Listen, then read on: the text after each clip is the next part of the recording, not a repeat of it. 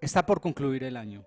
Cada vez se hace un poco más difícil encontrar las historias que puedan recrear aquello que quisiéramos contarles con respecto a esa cosa loca conocida con el nombre de cultura en la ciudad de Medellín. Durante todo este trayecto, ha sido imposible no advertir que la cultura lo es todo, y aunque en ocasiones reciba regaños y llamados de atención porque parezco seguir hablando tan enredado como los eruditos que trato de eludir, debo insistir en ello. La cultura no es un conjunto de bienes distinguidos y la cultura no es exclusivamente arte o manifestación de arte. La cultura es simplemente la manera como nos relacionamos de acuerdo a nuestras acciones en sociedad. Por eso uno de los últimos programas, tiene a mi juicio, que siempre será parcial, un poco de todo lo que ya he dicho hasta el hartazgo. Una expresión artística que envuelve de humanidad los gestos de un grupo de personas que, sin proponérselo, hacen más cultura que los anquilosados discursos que hablan de ella.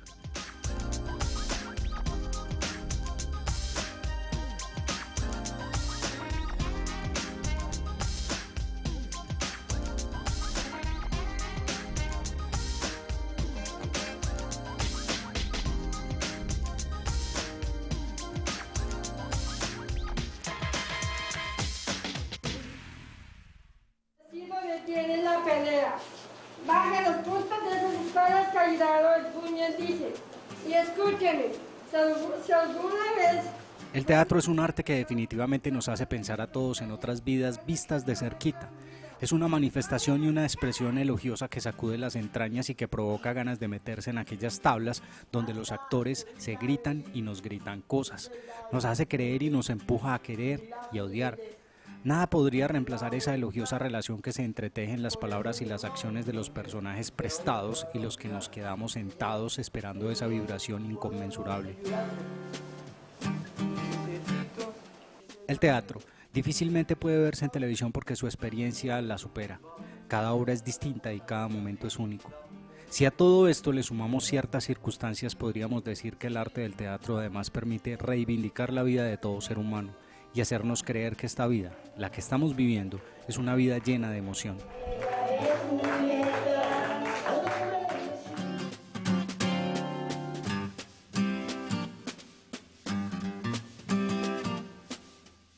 La historia que veremos hoy es la historia que tal vez se ha contado tantas veces como las que parecen rodar en este álbum. La historia que les contaré hoy enaltece la labor de una mujer dedicada a un trabajo que la convierte en una hada madrina. Ella es Beatriz Duque. Si nos volviéramos a cruzar en el camino de ella, me diría injustamente que no se merece el elogio fantasioso de nombrarla hada madrina.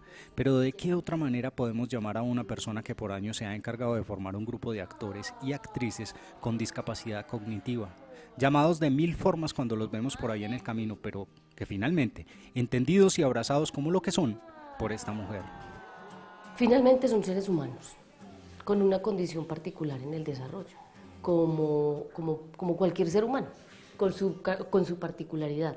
Los tecnicismos son varios. Los adjetivos que califican su discapacidad o la anormalidad que decimos tienen los hacen tremendamente impactantes. Debo resaltar que no somos ajenos a cierto morbo cliché que los presiente como unos seres frágiles y vulnerables. Debo admitir que en estas historias caer en juicios y lugares comunes amparados en esa ternura que resulta de nuestra supuesta normalidad nos hace sentir temor. Yo lo tengo, porque contar esta historia resulta sencillo desde esa capa que expresa la compasión, pero todo se torna complejo cuando queremos encontrar otras respuestas y averiguar hasta qué punto nosotros, los normales, somos los pervertidos que no vemos más allá.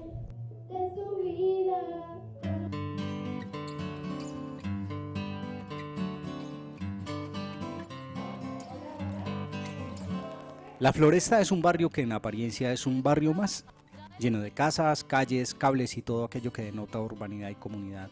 En medio de esas casas hay una en particular que nos convoca hoy, un miércoles cualquiera, para presenciar la obra Romeo y Julieta. Estamos en Canchimalos, un recinto dedicado por tantos años como los que tengo, que son varios, a albergar las obras de cientos de grupos que han podido proponerle a un auditorio las expresiones más diversas. En estos momentos, un grupo de jóvenes hace su ingreso. En pocos instantes comenzarán a cambiarse para interpretar a Romeo y Julieta, una obra del inmarcesible William Shakespeare en versión libre del teatro El Grupo.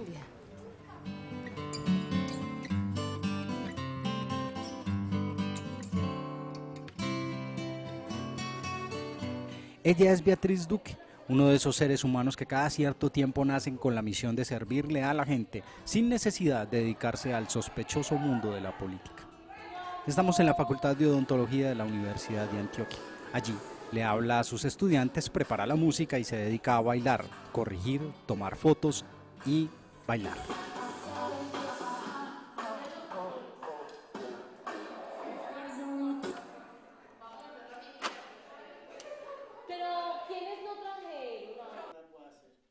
Beatriz es una profesional en educación especial que también fue tocada por el arte.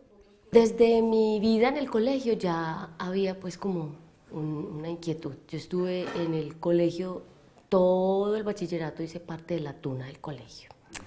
Entonces uno ahí cantaba, bailaba, hacía de todo y bueno. Y en 10º y 11, que empieza uno pues como a hacer los grandes montajes del colegio, siempre estaba yo ahí pues como organizando, haciendo parte de los montajes y de las propuestas. Luego estudié educación especial y estudiando educación especial identifiqué que era el arte la mejor manera de trabajar con la población, de hacer un apoyo a los muchachos y empecé a estudiar arte. Empecé a estudiar artes plásticas, empecé a estudiar teatro, empecé a estudiar danza, todo.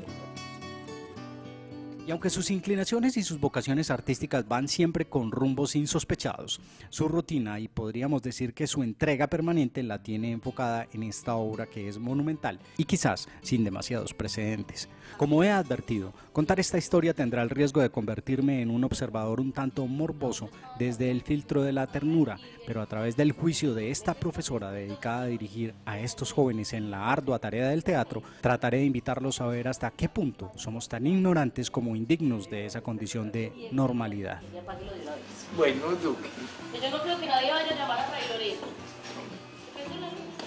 Igual está pero es que no tiene trabajo y hay una... Colócala con tus cosas y ahorita.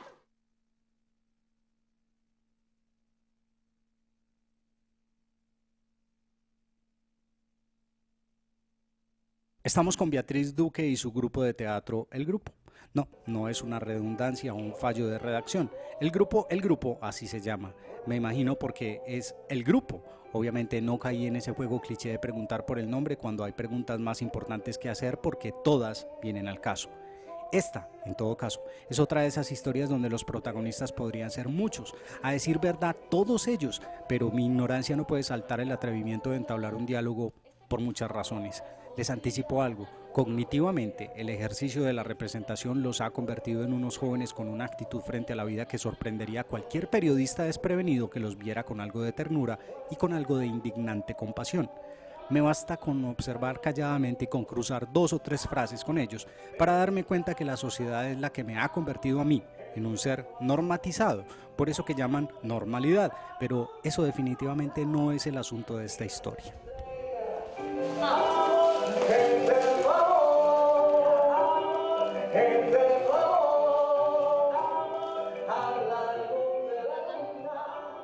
En Envigado, Beatriz ha comenzado a contarnos sus inquietudes iniciales. En sus palabras he podido adivinar aquello que hemos comprobado de lejos durante todo el año. Definitivamente cuando alguien es tocado por el arte, se convierte en otra persona. Cuando yo estaba en 11, que uno empieza como a definir qué va a hacer, yo siempre pensé que iba a estudiar psicología infantil. Era lo que quería. Yo siempre he sido maestra, yo soy normalista, yo soy profe, realmente. Pero en 11, cuando nos dieron como los procesos en esa época, no había las visitas a las universidades, sino que hacían una orientación pues desde el colegio, y como nuestro colegio era pues una normal, entonces nos orientaban más en el sentido de lo pedagógico, las licenciaturas que existían en las carreras en ese sentido.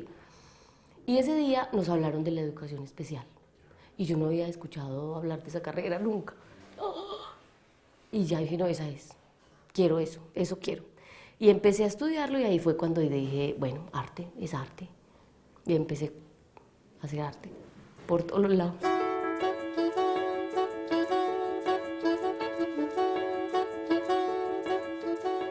Los jóvenes del grupo de teatro El Grupo terminan de llegar al sitio donde ofrecerán una vez más su versión de Romeo y Julieta.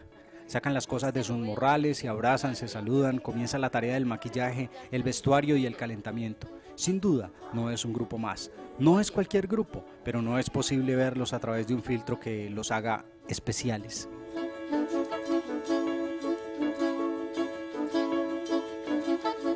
Beatriz, educadora especial, artista por vocación y gestora cultural por convicción, baila, dirige, repasa y muestra pasos. Su vida es una vida atravesada por el arte, su vocación y su firme deseo por hacer de estos jóvenes unos artistas totales la llevó a convencer un grupo de padres incrédulos de los alcances del teatro.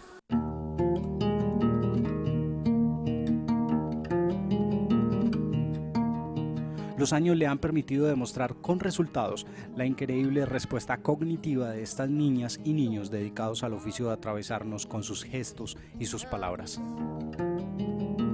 Hubo un momento en el proceso en el que lograran entender que eso es una obra de teatro, que es otra realidad, que es una realidad fantástica, que es una realidad estética, pero que es una realidad, que está pasando ahí también, porque eso es lo que maneja el teatro. Vos estás viviendo ahí una historia que es una fantasía, pero que es también una realidad, porque la relación de los actores ahí está sucediendo.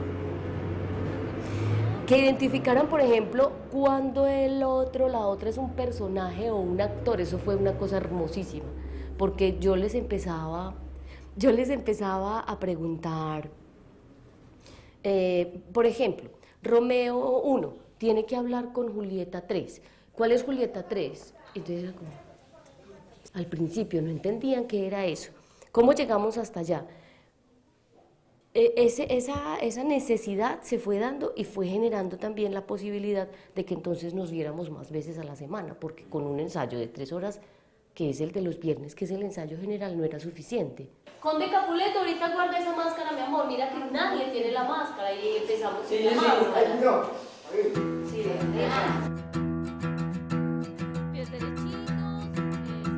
En la Corporación Canchimalos, el grupo conocido como El Grupo dispone de su tiempo previo ajustando las entradas y salidas de cada uno. Representar tal vez la obra cumbre del teatro universal significa un reto que va más allá. No se necesita saber o ser un sabedor del teatro para entender la fábula de los Montesco y los Capuleto, de esa lucha del amor que trasciende. Su vocación en perfeccionar su acto es profesional y llena de entusiasmo. Obviamente, mi ignorancia y el desconocimiento frente a semejante tarea me lleva a preguntar por algún referente conocido, alguien con una idea cercana a la de este grupo.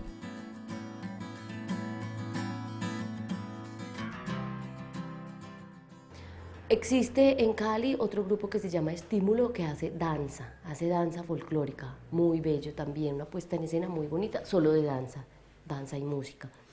Grupos musicales existen muchos, porque son muy rítmicos. Las personas con síndrome de Down particularmente, pero con discapacidad en general, son personas muy sensibles a lo musical.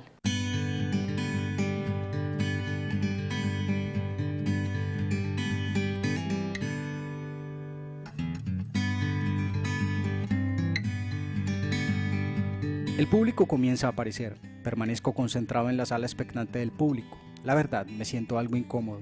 Sospecho que esta será una de esas obras de teatro sin público que acostumbro a ver. Mi sorpresa no puede ser mayor. Por grupos van apareciendo los espectadores. Comienzan a llenar las gradas que habíamos designado para la cámara y nuestra mirada. Es irremediable. Nos tenemos que mover. Esta es una obra a lleno pleno, a reventar. Cuando yo planteo la idea, la planteo con la intención de conformar un grupo artístico de calidad para la ciudad de Medellín con población con discapacidad. Pero ya